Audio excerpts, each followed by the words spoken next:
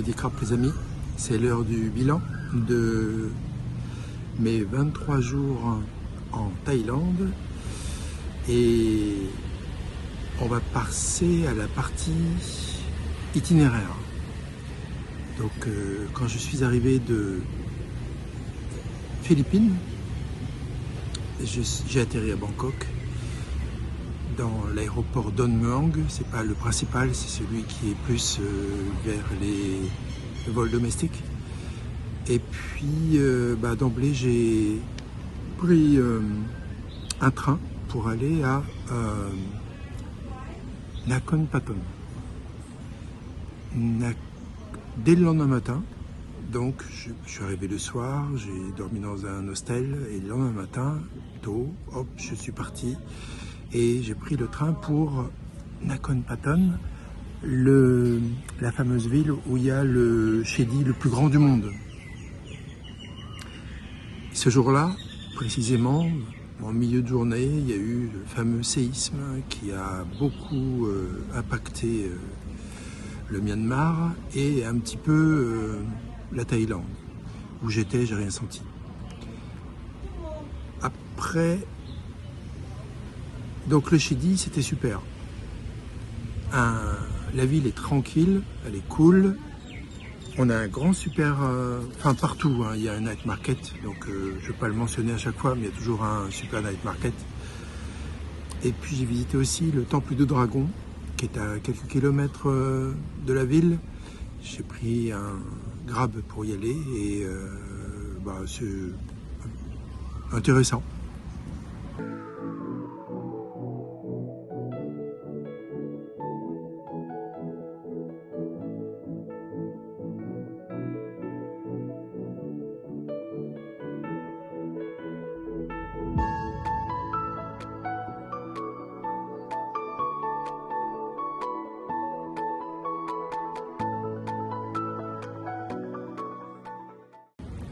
L'étape d'après, c'était Kanchanaburi. Alors, Kanchanaburi, c'est connu surtout pour le pont de la rivière Kwai, le chemin de fer de la mort, qui a été construit par les Japonais en extrême vitesse, laissant beaucoup de victimes durant les travaux. C'est aussi connu pour pas mal de temples tout autour de la ville. Et c'est ce que j'ai fait, j'ai loué un scooter et puis j'ai visité les environs. Il y a vraiment de très beaux temples tout autour. Il ne faut pas hésiter à le faire. Et puis j'ai eu de la chance, je suis tombé sur l'anniversaire de la ville. Donc il y avait une cérémonie, etc. Donc ça m'a permis de voir des choses qu'on ne voit pas d'habitude.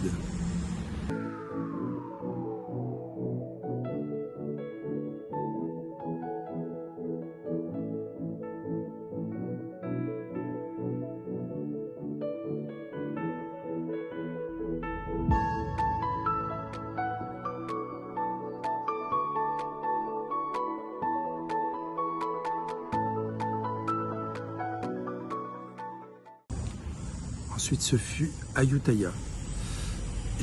En fait, pour tout mon périple, j'ai maximisé le nombre de déplacements en train. Dès que c'était possible, je le faisais en train, donc c'est sympa le coup du train. Et donc pour aller à Ayutthaya, c'est une ville historique assez connue, avec plein de ruines du temps du Siam. Il y avait entre le 14e et le 18e siècle. Et c'est une ville très cool, super cool et sympa. Donc je la recommande parce qu'elle est vraiment, il y a plein de choses à découvrir, plein d'histoires, c'est sympa.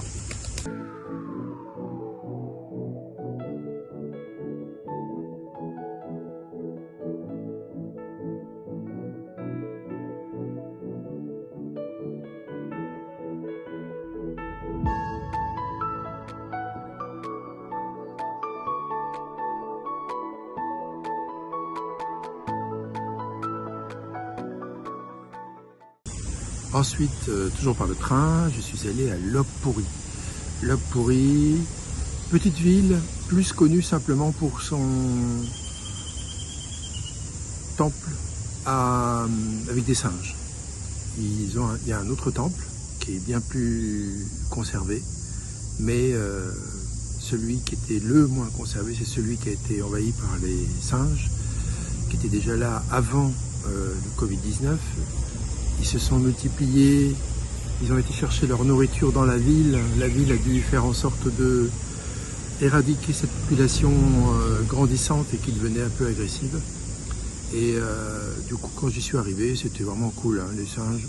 Il n'y avait aucun danger. Ils n'étaient pas là pour vous attaquer ou vous voulez quoi que ce soit.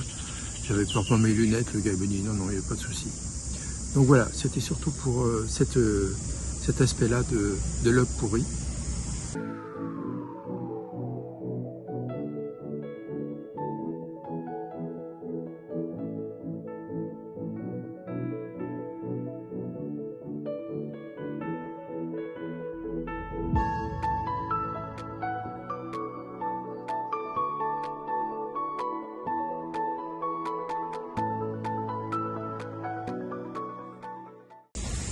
Et de l'œuf pourri, je suis passé à Phitsanulok.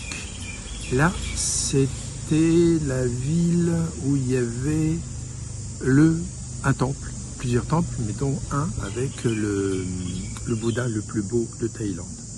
Quand je dis le plus beau, c'est pas vraiment le plus beau, il n'en existe pas de plus beau. Ça veut dire qu'il peut y en avoir d'autres aussi beaux en Thaïlande.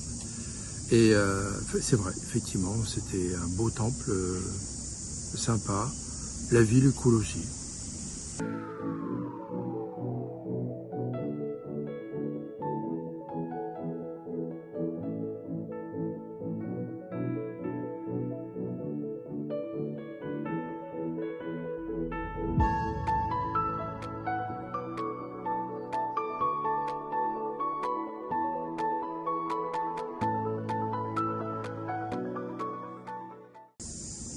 Ensuite, j'ai pris deux bus. Il fallait en changer un à une ville intermédiaire pour aller à Khon Kaen. Et Khon Kaen est surtout connu pour... alors c'est dans le sud, non, le nord-est de la Thaïlande, qui est beaucoup moins touristique. C'est la province de l'Isan. Et j'y reviendrai parce qu'il y a encore beaucoup à voir là-bas. C'est une région très sympathique à visiter, notamment louer un scooter puis vadrouiller. Oups, ma fiche qui s'en va. Et j'ai récupéré ma fiche. Alors, oui, il y a deux fameux temples à 9 étages, qui est de forme pyramidale, qui est joli à voir. La ville est assez sympathique. Il y a un beau marché de nuit. Moi j'ai fait des kilomètres pour aller voir un autre temple dans la campagne. J'aurais pu louer un vélo, un scooter et puis y aller, mais j'ai préféré marcher. Ça permet de voir un peu plus la vie de tous les jours des locaux.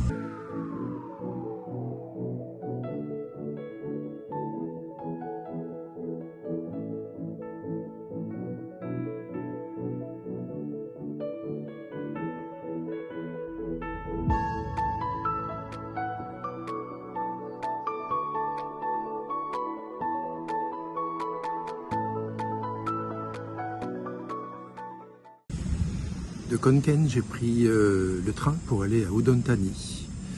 Udon Thani, un superbe parc municipal qui est vraiment bien arrangé. Et puis, il y a un temple avec un Bouddha couché bleu. J'ai pas mal arpenté la ville et puis j'ai trouvé un endroit où on pouvait louer un scooter.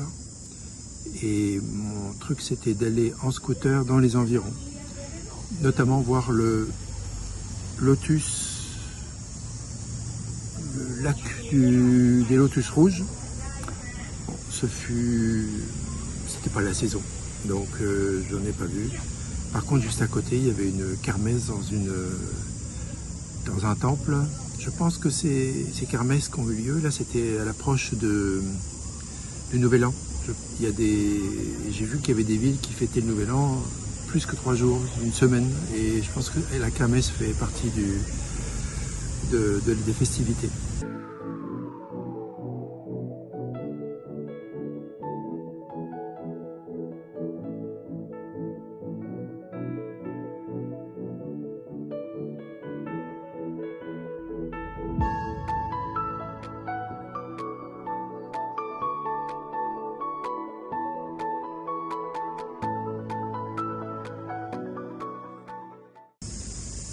Ensuite, je suis allé en scooter, je l'avais loué 2 jours, donc le deuxième jour, j'ai été à la ville en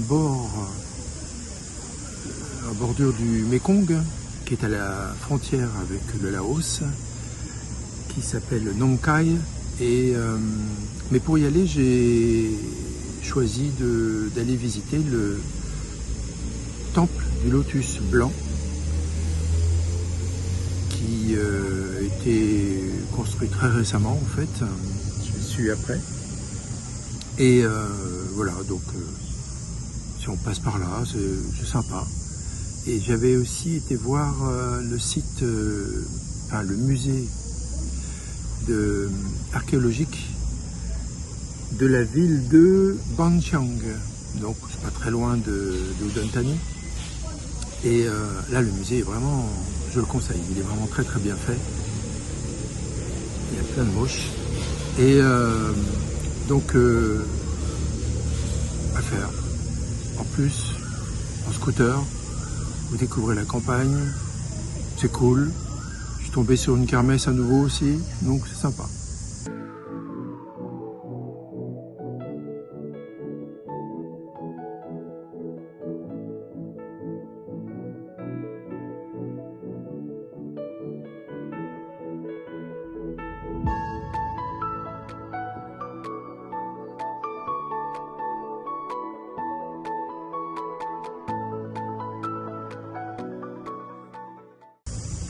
Et à Nong Khai, j'y suis allé pour ça, pour la promenade le long du Mekong. C'est un truc que je voulais faire, et la promenade est très très longue. J'ai même pas fait entièrement tellement elle est longue. J'ai dû faire 2, 4, 6, 8 km aller-retour, sachant qu'on peut faire beaucoup plus. Et puis son night market, et voilà, donc c'était juste une nuit là-bas. Je suis arrivé en cours d'après-midi, j'en ai profité avec cette balade, et puis le soir, hop, je me suis fait pas mal piquer par les moustiques, parce que l'hôtel où j'étais, il y avait des moustiquaires, c'est pas pour rien. Et voilà, donc je suis revenu le lendemain pour prendre un avion et aller à Chiang Mai.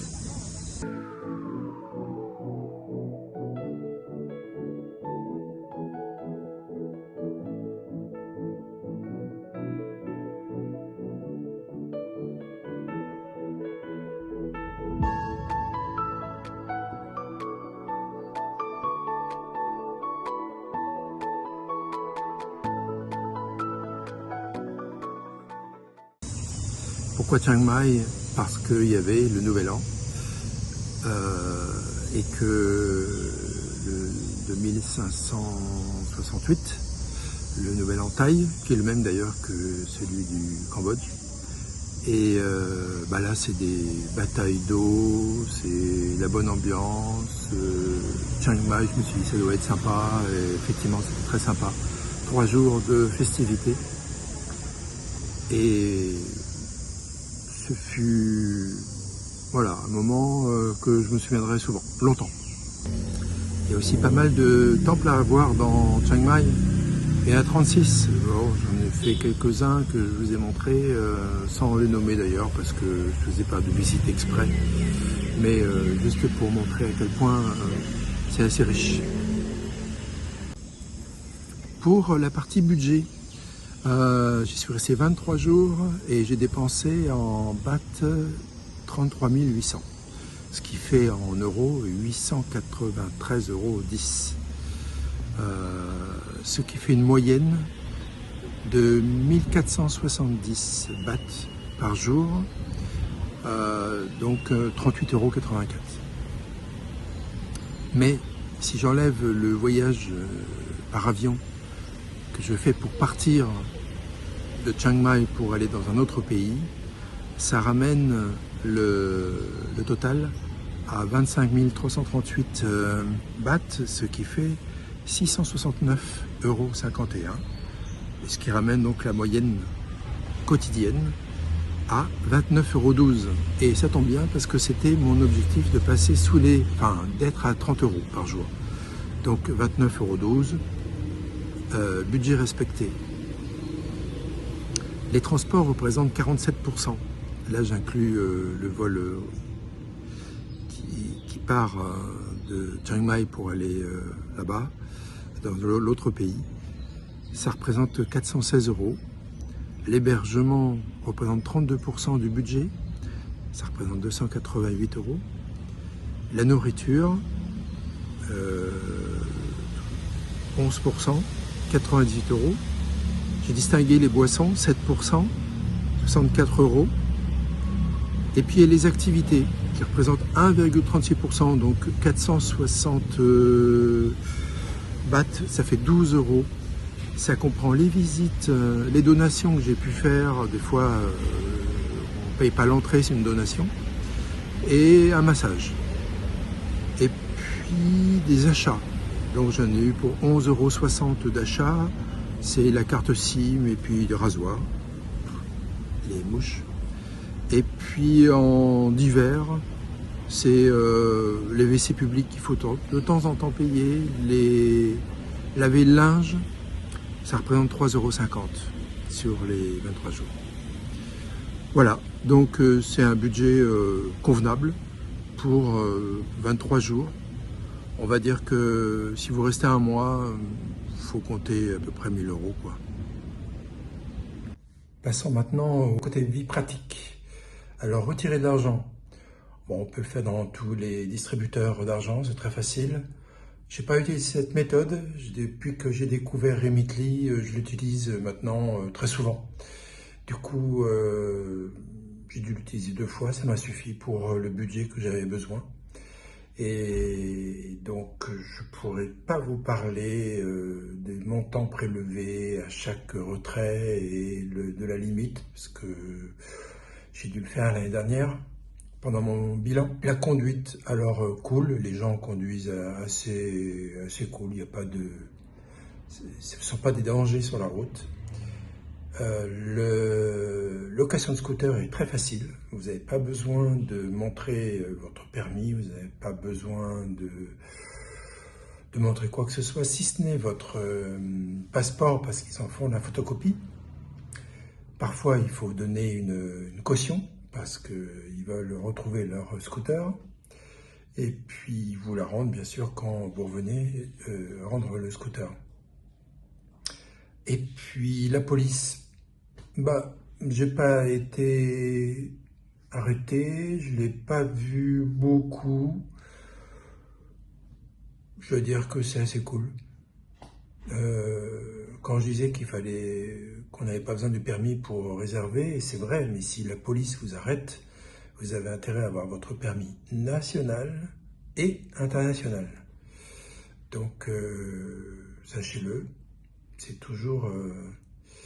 si jamais vous ne l'avez pas, vous payez une amende, enfin c'est ce qui arrive de temps en temps. L'amende n'est pas très élevée, donc des fois le risque en vaut le coup.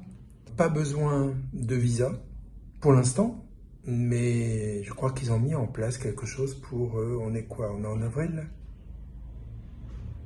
Pour début mai, il me semble, qui ce serait comme un e-visa, un truc comme ça, c'est-à-dire qu'on ne paierait pas spécialement, mais il faudrait s'inscrire en ligne, alors qu'en ce moment, on arrive, on va à l'immigration, pouf, ils tamponnent le truc, ils nous disent qu'on peut partir dans 6 semaines, et puis c'est vachement pratique. Je crois que ça va le devenir un petit peu moins, mais bon, c'est la tendance, hein, c'est toujours ces enregistrements à l'avance. Quoi d'autre? Alors, se déplacer en transport, c'est cool. Le train, le bus, le van, l'avion entre les différentes grandes villes de Thaïlande, c'est pas cher.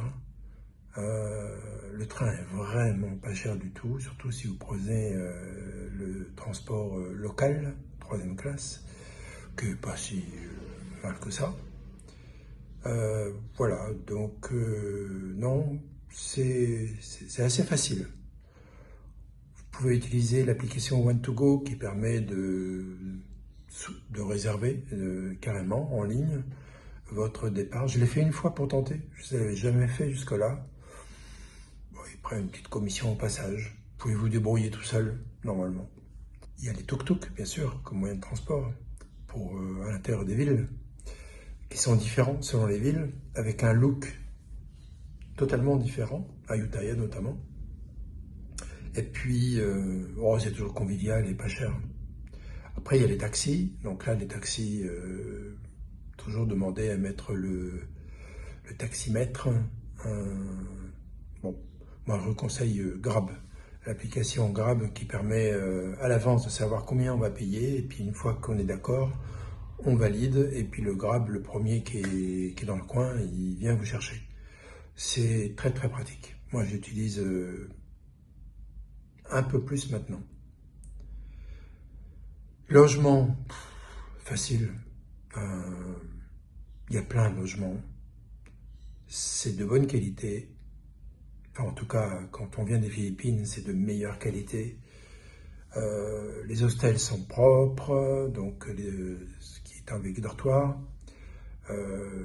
Les guest house avec lavabo et toilettes communes, c'est en général propre. C'est pas cher. Et puis, il y a du choix. Les prises sont toutes compatibles avec les standards européens, donc pas besoin d'adaptateur. Le Wi-Fi est pas mauvais. Il peut être plus ou moins bon selon les endroits, mais en général, j'ai toujours réussi à uploader les vidéos YouTube jusqu'à peut-être tard le soir des fois, mais ça prenait peut-être 2 heures, ou 3. Mais bon, ça passait toujours. Les douches, les douches. Certaines sont froides, certaines il n'y a pas de pression. Et quand il y a une douche chaude, on est content. Mais des fois, la douche chaude, c'est au détriment de la pression. Bref, quand vous avez une douche chaude avec pression, déjà, vous êtes bien heureux. L'air conditionné. Alors, il y a des hôtels où vous n'avez pas l'air conditionné, vous avez juste le ventilateur, ce qui, moi, me convient bien. Il faut juste pas l'avoir directement sur soi. Et puis, sinon, l'air conditionné, des hôtels où il est un peu bruyant, et de temps en temps, des hôtels où ça se passe bien. Ils ont des trucs assez récents, donc ça dépend vraiment. Là, je vous conseille pour les hôtels d'utiliser les applis Booking, Agoda. Il y a des commentaires, d'aller voir les commentaires, et en général, s'il y a des choses qui ne vont pas, ils le disent. Quand ça va bien, ils le disent aussi, donc je le fais souvent. La nourriture est très variée, c'est super. Moi, j'ai eu quelques petits problèmes d'estomac, mais bizarrement, j'ai pas compris quand je les avais, pour quelle raison.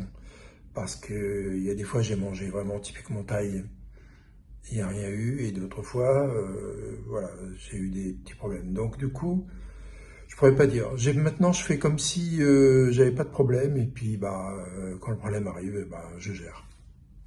Mais la nourriture est vraiment bonne, très savoureuse, diversifiée.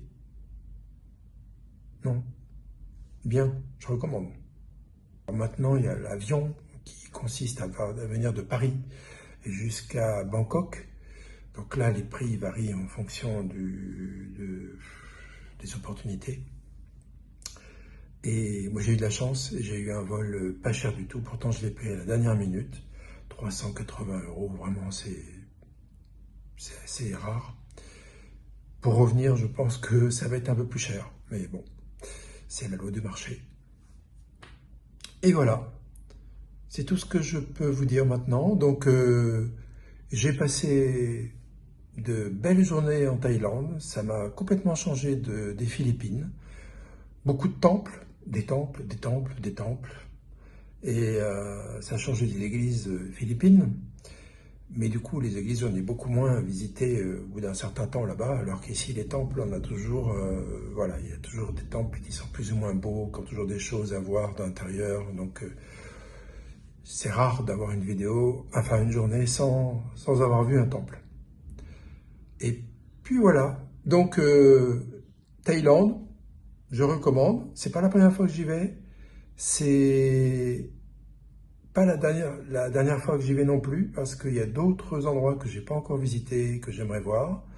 J'aimerais bien approfondir Chiang Rai, Lisan, continuer le bord du Laos, enfin, et voire même aller jusqu'en bas qui longe le Cambodge. Et pourquoi pas, un jour, en longeant le Cambodge, carrément rentrer au Cambodge depuis la Thaïlande, par voie terrestre, à voir, à faire. Eh bien, je crois que j'ai tout dit. Alors maintenant, ciao, et puis à la prochaine destination que vous ne savez pas encore. Ciao.